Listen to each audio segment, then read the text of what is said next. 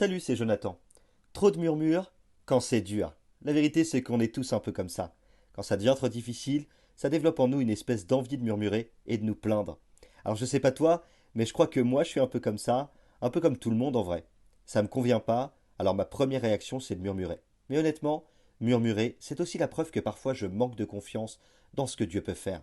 Et c'est peut-être aussi inconsciemment ton cas. La peur que Dieu n'intervienne pas en ta faveur, la peur que les choses ne changent pas. La Bible dit dans Jean chapitre 6 verset 43, Jésus leur répondit, ne murmurez pas entre vous. Si je devais compter le nombre de fois où j'ai murmuré face à des situations qui ne m'ont pas plu, j'aurais certainement pas mal à rougir. Mais avec le temps et avec les expériences, j'ai compris que murmurer ne servait à rien, sinon à développer une attitude négative, non seulement vis-à-vis de moi-même, mais aussi vis-à-vis de ceux qui m'entourent, retardant même parfois certainement les plans et les projets que Dieu avait pour ma vie. J'ai donc au travers de chaque situation beaucoup appris avec Nadia. Mais la vérité c'est quoi? Eh bien, murmurer, c'est douter. Murmurer, c'est aussi manquer de confiance. En définitive, murmurer, c'est parfois même s'opposer à la volonté parfaite de Dieu, parce que tu ne comprends pas pourquoi il permet ceci ou cela, et pourquoi il n'intervient pas tout de suite. Alors ta première réaction, c'est de murmurer. Et ça, parfois, ça peut bloquer l'intervention de Dieu. Alors oui, c'est vrai, je te l'accorde, c'est pas toujours simple. Mais faire confiance, c'est apprendre aussi à ne pas parler contre celui à qui tu fais confiance. Je voudrais simplement te donner un petit conseil ce matin.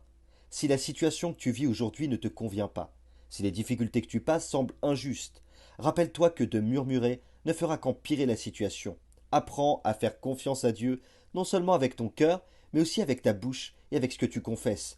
Parce que n'oublie pas, l'abondance du cœur s'exprime par les lèvres et ce que tu confesses ou ce que tu dis au quotidien.